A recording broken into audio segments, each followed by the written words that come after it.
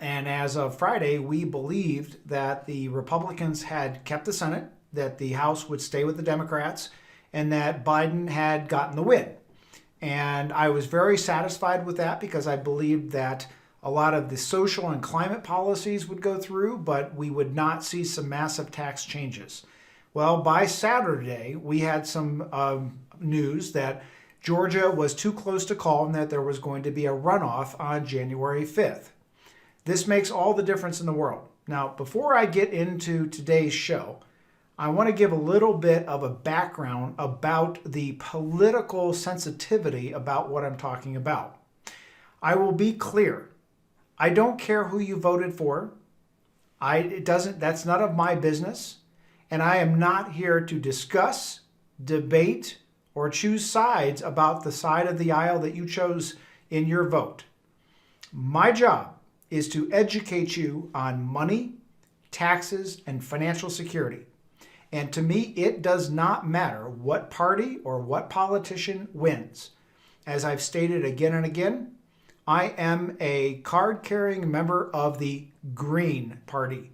That means that whatever economic policies are put into place that allow people financial security and that we don't go to socialism is my party.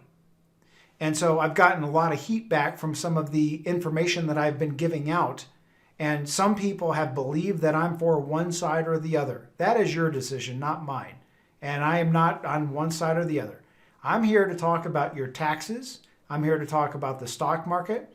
I'm here to talk about Social Security. And each party has a different version and a different way of handling things. Now, I also want to be very clear about something. The existing Biden administration, you may love him, you may hate him. I will tell you this, after 37 years, there has not been a single politician that has been voted in that has not lied about the taxes. Everybody from the Republicans on George Bush, both of them, if you remember the read my lips, I will not increase taxes. Well, in your first year, in negotiations and compromises, they had to raise taxes. And boy, did they roast the first George Bush over that. I'm here to tell you that the election proposals or promises will not be kept. The whole idea of Biden saying that you will not pay more taxes as a tax bracket, and watch what he says because there's differences in how they say things. Your tax bracket will not go up unless you make more than $400,000 per year. So let me really connect the dots for you because I have gotten to talk to so many people over the last 3 months in this election since Biden put his proposal out there. And so many people, probably I'd say 95% of people will say, yeah, but that won't affect me because I don't make more than $400,000 a year. Let me be very clear. You need to be on high alert. You need to pay attention to this because it will still affect you. I don't care if you're making $50,000 to $100,000 a year. The way that the government operates is first, there is this proposal and compromise.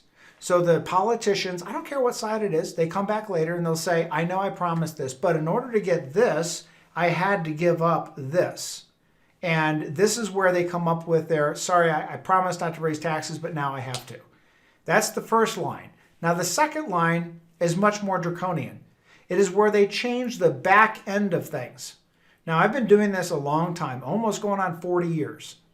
I was around in 1986 when the big promise that taxes would not go up, that the taxes would go down. And what they did, the politicians, they lowered the actual tax brackets. But what they did was they spread the tax brackets. So while you were paying a lower percentage, and that's what most people look at, what's my percentage, my tax bracket, my marginal tax bracket, you actually ended up paying more in tax. So how would this new election, assuming Biden gets in? Now, what the trigger here is, and what we're going to talk about, is if Biden does get in, and the Senate in Georgia swings to the Democrats. Now, I know Manchin has said, he's the Democrat from, or Manchin, the Democrat from West Virginia, says that he won't vote any major left turns like the Progressive Party, the Squad, is promoting. And what he's talking about is the new Green Deal. He's talking about Medicare for everyone. He's talking about free childcare, free college. These are the progressive, defunding police. He might vote against those things, but he has not stated or said anything about taxes. Again, I want to state, I am not here to talk about social policy. I am here to simply talk about the economics. It's called the Wiser Money Show, not the politics show, not the socialist show, nothing. It's money.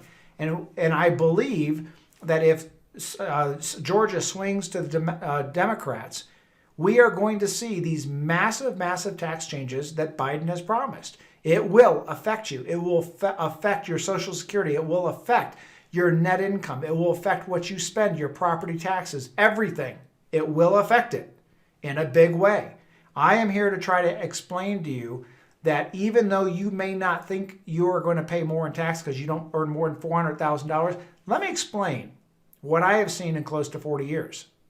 One of the tricks that the IRS and Congress has is they spread brackets. So the way our system works is it is a progressive tax system. So give you an example. Right now, the first tax bracket is 10% from zero to about $9,000. And then from $9,000 to $40,000, it goes up to, I don't have it in front of me here, it's 12 or 15%. So what they do is they simply compress the brackets. So instead of changing or increasing your actual tax bracket, because they promised they wouldn't increase your tax bracket, what they do is they condense it. So it's instead of it from 0 to 9,000, maybe now it's 0 to 5,000. And instead of going from 9,000 to 40,000 at the next bracket, now it's 5,000 to 20,000 at the next bracket. So you end up paying more tax because you ride up the bracket much, much quicker. So the issue really isn't, are they going to raise the tax brackets? The real issue is, will you pay more tax? Now, that's one of their tricks. The other trick is non-indexing. And let me give you an example of how that works. What they do is they simply change the tax to non-index. So now that the feds have gotten rid of inflation, and now that the feds are basically saying that inflation is going to run wild at 5, 6, or 7%, what does that mean for your income? Well, your income will go up, property will go up, everything goes up. If your taxes, the brackets don't get indexed, or certain things of the tax bracket don't get indexed, guess what? You don't have to be paying more than $400,000, or you don't have to be earning more than $400,000 a year to pay a lot more in tax. Have they done this in the past? Heck yeah, it's on a lot of different things. Let me give you one example of that. One example is estate taxes. I mean, back in the mid-'80s, the estate tax limit was $600,000. And by the time that they changed it in 2010, right? They didn't change it until 2010 where the estate tax went way, way, way up. I mean, you're talking about 15 years. Yeah, there was for those of you that remember, there was a short little step in there. But for many, many years, the exemption didn't go up. So how does that affect you? So let's say that as an example, in the mid-'80s, you had a house and a retirement plan and you were at a $500,000 total net worth. And you'd say to yourself, well, I don't need any estate planning. I'm not going to pay any estate taxes. Why? Well, because I'm under the $600,000. But what if the $600,000 doesn't change for 15 years? Your house starts going up, your retirement plan starts going up, your investments start going up. And then by the 15th year, now you have $1,500,000, right? Because it's 15 years later. And so now what happens is the $600,000 limit still stands. Now you die, and somebody's going to pay estate taxes. Back then it was 50% on up to the difference between the exemption and what you had. That's a $900,000. And so they've done it with other things like alternative minimum tax. For I don't know how many years, 20 years, 15 years, the alternative minimum tax limit was at $75,000. Now, if you don't know what that is, when we do tax returns, we do two separate sets of tax returns. We do, computations, not sets. We do one formula on what you're actually, under the tax code, going to pay in taxes. But then we have to, for every single person, run what's called an alternative minimum tax computation. And what that does is that determines if you're going to pay a higher tax. And it's a flat tax. It's a much, much higher tax. You might run your personal tax return at 5, and you might be in an effective bracket of 5%, but the alternative minimum tax is 25%. And the things that they do on the alternative minimum tax is they count capital gains different. They count interest different. They count, instead of giving you a preferred dividends, they might charge you ordinary tax. Municipal bond interest. Everybody thinks, oh, I've got municipal bonds, I'm completely tax-free. No, you're not. Under the alternative minimum tax system, you might actually pay tax on your municipal bonds. So you have to run these two things. So think about it. 20 years ago, if they said, if you're not above $75,000, you'll never pay alternative minimum tax. Well, that's great 20 years ago, right? So how do they screw with the indexing? They just don't index it. So now you're making $150,000, but now you have to pay alternative minimum tax. Everybody else is paying 5%, but you're paying 25%. So what I'm telling you is, again, please do not believe the rhetoric that says just because you earn under $400,000, you're not going to pay more tax. Let me give you another example. How the Biden tax code can catch you in a much, much higher tax. Let's say, as an example, the stock market runs up by 20 to 30%, which I'm fully predicting by next year. And all of a sudden, you want to take some money off the table. And you want to sell your investments. Well, their proposal is you may not pay capital gains at the double rate, right? Right now, the maximum rate is 20, but it could be 40% unless you make more than $400,000 in a year. Well, what if you have $50,000, $60,000 in a pension plan, $30,000, $40,000 in Social Security, and then you liquidate some of your securities for $200,000 or $300,000? And all of a sudden, voila, you're above $400,000 for that year, and now you're going to pay double tax on the investments. Your capital gains tax will double. What happens if a parent, a brother, a sister die, and you inherit money? An IRA is now fully taxable. Let me tell you the other little trick that they're going to pull. They're going to do away with the step-up in basis. What that means is that when you pass an asset onto an heir, they get to inherit that money at a step-up in basis. Simply meant, if I buy a house for $200,000 and it's now worth $400,000 and I die and I pass it on to my beneficiaries, today, under the current tax law, they can inherit that $400,000 house with no tax. But under the Biden state law, that $400,000 house, $200,000 of that is going to be, ready for this? Ordinary income. So if you have a child and all of a sudden you die and they inherit this money, well, now they're probably going to be over $400,000. What's the other trick? Well, they changed the tax laws on IRAs. You can no longer stretch out an IRA for your lifetime. You have to take it all out by the 10th year. Well, what happens if you have the wrong beneficiary designation and you leave an IRA to a non-spouse and they have to take all that money out in 1 year? Boom. And that might be you inheriting the money. Now you're over $400,000. So again, let me give you another example. I'll go on and on here so that you can really understand the impact about what I'm saying. And please put the antennas up, put the shield up. If Georgia goes to the Democrats, we can plan on 4 years of this kind of draconian tax situation. Here's another example. 1031 exchanges. People could usually sell a house at under a 1031 exchange, move it to another house, and there's no tax. Biden plans on getting rid of that. That thing's been around since 1927. Okay? That means that if I buy a rental house for $500,000 and it grows to $1 million, and I want to get out of the rental property business, I can no longer tax-free exchange it. I have got to pay taxes at the ordinary income tax bracket. I lose my capital gains because I'm over the $400,000. So again, all these little catches where when the politicians say, oh, I promise you won't pay more taxes unless you're over $400,000. Yeah, but if you change the rules on the back side, there's the high probability that I will. Now, what if I'm not over $400,000? And what if none of those things ever happen? Will I still pay more tax? Yes, you will. And here's how you will.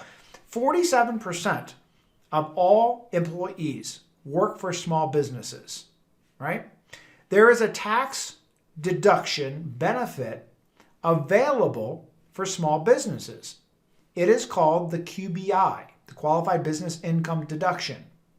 It gives the small business owner up to 20% credit, a credit against the taxes, a deduction, right? That is planned on getting axed. That was a part of Trump tax reform. If Biden gets in and if Georgia is lost and every one of these tax changes sails through Congress and then gets signed by Biden, and by the way, if Georgia gets lost and it's a 50-50, the tiebreaker is Kamala. And we already know that this will get signed into place and all these tax changes. Now, what else? Well, Trump tax reform gives us a very, very large standard deduction. You don't have to be making $400,000 a year here, right? If you're under 65, you can get up to $24,000. You're over 65, it's a little bit more. It's about $27,000 now. And again, if we lose Georgia to the Democrats, then what happens is these tax changes, Trump tax reform is going to get axed. QBI will go away. The standard deduction at the large amount will go away. We'll go back to a normal Schedule A deduction. And that Schedule A deduction is going to limit certain things like miscellaneous deductions, like your medical deductions. They'll still probably hold on to, because it was there before, the limitation on the maximum amount you could deduct on a mortgage. So again, these things are they're going to affect every single American, whether you are over or under $400,000. Now, what I'm saying to you is, please do not take my comments, my strategies, my opinions as political. These are economics, right? If we were talking trade systems like NAFTA, I'm not telling you I hate Mexico. I'm just saying that NAFTA was a terrible idea. It did not benefit the U.S. as much as it benefited anybody else. Doesn't mean I hate Canada. Matter of fact, I love Canada. I used to live in Toronto for a while. That's a wonderful country. I don't hate Mexico. It just means that NAFTA was not a viable economic solution to where we were at. And that's what I'm saying. So please, again, non-political, all economical. With that in mind, let's get in with today's show. All right, we're going to talk about the economic indicators as we always do. I'm going to add in version 6. Now, last week I was on version 5, but I've got an additional good and bad thing that talk about. We talked about the real estate crash that we anticipate coming in May or June of next year.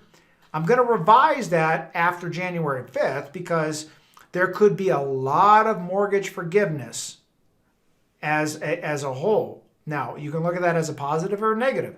If the government forgives the 8.4 million mortgages that are in forbearance, that means that the average taxpayer is going to have to make up that difference. That just means more taxes.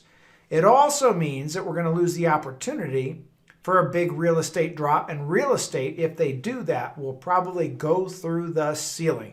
And that's one of the proposals that we have to now see if what's going to happen with Georgia on January 5th. So it could change my opinion on this big opportunity for real estate purchases. So I've readjusted, as you can see here, the stock market structure based upon two trajectories. One trajectory, the green one, is if we keep Georgia. Biden is the blue one is if we keep Georgia as the Republicans. The green one is if we lose Georgia to the Democrats and we see these massive tax changes. And in either case, I can promise you until January, because of the virus, we are still going to see massive volatility in the market. Now, here's the one good thing, which I'll tell you in about a minute. There is a new model, a new virus model based upon the virus being, the vaccine being released in November, December of 2020, that this virus could go the way of smallpox and be completely eradicated by the summer to third quarter of 2021. Remember, the vaccine that Pfizer has created, it is a smart vaccine. Everybody's complaining about, the distribution and be worried about being able to vaccinate people because it has to be kept at 70 degrees below zero and it has to be injected twice. Let me tell you, the hard part was finding this vaccine. They will find a way to get this thing distributed. I can promise you that. It's not going to not get distributed. What the speed of it is undetermined at this point, but I have 100% confidence that because of the risk of this virus, it's going to get distributed quickly. But let me remind you of something. The flu virus, or the flu vaccine, is only 47% effective, whereas the Pfizer coronavirus 19, COVID-19 vaccine is 90% effective. That's amazing that within less than a year, they can come up with a 90% effective vaccine that they've been working on to kill the flu for over 30, 40 years. Okay, so I'll show you in a minute here. There's a new model that a non-politically motivated, again, you know, the Democrats want to make it out worse than it is. The Republicans want to make it out better than it is. So it's really hard to trust anything that the media says because it's all politically motivated. I'm going to show you here in just a minute that there's a non-political source that will show you that that has modeled this out, that the virus will be gone in about 6 to 9 months. Okay, where do we stand with this stimulus check? Well, I think we're waiting. I was very disappointed in the Republicans and McConnell's statement that they weren't going to get anything started on the fourth round of the stimulus until next year. Honestly, you've heard me beat up on Pelosi. Well, now I'm beating up on McConnell on the other side. Come on, get to work. There is no reason that the two parties can't compromise on this. There are people that are hurting out there. There are businesses closing, people losing their jobs. I mean, this is what the government is supposed to be doing, not saying, well, we're going to put it off. Get to work, McConnell. Anyway, let's talk about this. Economic indicators, unemployment. Well, here's the good news. This is before the second wave, because we do have the second wave of this virus coming through, and we're seeing a lot of these cities that are hotspots starting to shut down again, putting curfews on, putting limitations. So we may not see these kinds of decreases in the unemployment, but let's take a look at what's happened so far. We saw a huge spike back in March and April, and the unemployment went up to, initial claims were just massive, millions a week, right? Last week, we're down to 709,000 new claims in unemployment. 48,000 less claims than the week before, and now we're down to a 5.8% unemployment rate, the third week decrease in a row. And as you can see here, we've also decreased the percentage. So viability in keeping this unemployment rate going down is going to be based upon that fourth round of the stimulus. And again, if we have lockdowns again, we're going to see that number go back up, and that will affect the stock market without a doubt. As far as the virus is concerned, great news. We got Pfizer releasing in 3 to 4 weeks from now. They're going to start testing their distribution and their vaccination with the first responders. Got to hand it to them. If you've read anything about this husband and wife team that created it, just genius, right? I wish I had like 1% of those two's brain power. Unbelievable. Anyway, the vaccine news. We got a lot of people on the front here. We got Pfizer, Gilead Pharmacies, Moderna, AstraZeneca, all of them. And so again, when people sit there and want to put fear into people about not getting the virus distributed, you have a massive number of people that are distributing this virus. And as I promised, here we go. UBS economists said they built models that are non-politically motivated, basically said that we could be at 0 new cases in 6 months. When you look at the underlying algorithms that they're using and the underlying statistics that they're using, this is a real possibility. Now, what does that mean? It means that one of two things are going to happen with the stock market. Two things. One is stimulus is going to send that stock market off the map. Two is if they can severely kill out this virus, there is no stopping this stock market. The second part of that is with the real estate. Again, the real estate is going to be dependent upon what the new administration, assuming that Biden wins, is going to do with the forbearance, laying out the rules and the regulations, and possibly even forgiveness. Nothing new on the economic interest rates. We got Powell. He's got 14 months left, and I don't anticipate any changes on that. Even if Warren and Sanders get in, that's one of the things I want to talk about. Sanders. I just don't understand how a man who's never held a job, and he can become the secretary of employment, of employees, of labor. I mean, how do you do that? How do you even relate to that? Anyway, that's just my personal opinion. But we've also got Warren, who is extremely heavy on the socialism, so we don't know what will happen as the Treasury Secretary, what she does. It might mean that they push this CARES Act through, or I'm sorry, the HEROES Act that they approved back in May for $3 trillion. Again, that's going to have a short-term positive, but a long-term negative. So again, inflation is not going to really change, at least for the next year to 3 years, but then it's up for grabs depending upon who goes into office and who's appointed, if Powell stays in or not. Now, the stock market, well, a lot of people are saying, well, the stock market's overvalued. Listen, there is non-concentrated risks in the stock market. If you're a single stock player, I think you have a lot of risk. But if we look at the S&P 500, here we go. We're up 8.8% year to date. And if you look at the top right there, in 2017, we were up 21%. In 2018, we were down 4.38. 2019, we were up 31%. I really believe that if Trump concedes at this point and we have a clear vision on who is going to win Georgia, we could easily break that 30,000 barrier on the Dow, if not more, by the end of the year. Okay? Actions to take now. These are a lot of the same ones that we talked about before, but we'll talk about them again. Paradigm shift. You should shift the portfolio to where money is being spent right now.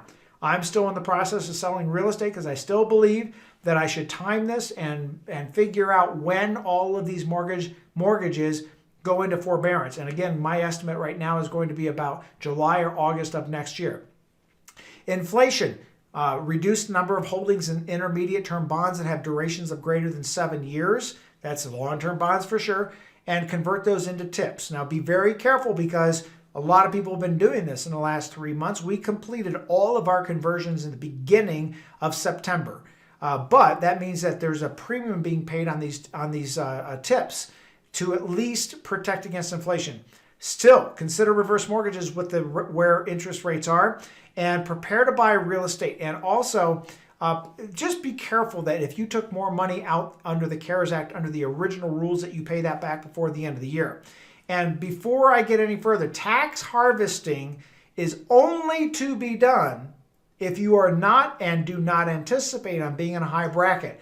Base this up. What that means is we take an investment, we sell it now, but we buy it back immediately so that we book that capital gain into 2020. So in essence, we do not want to be carrying a large gain into 2021.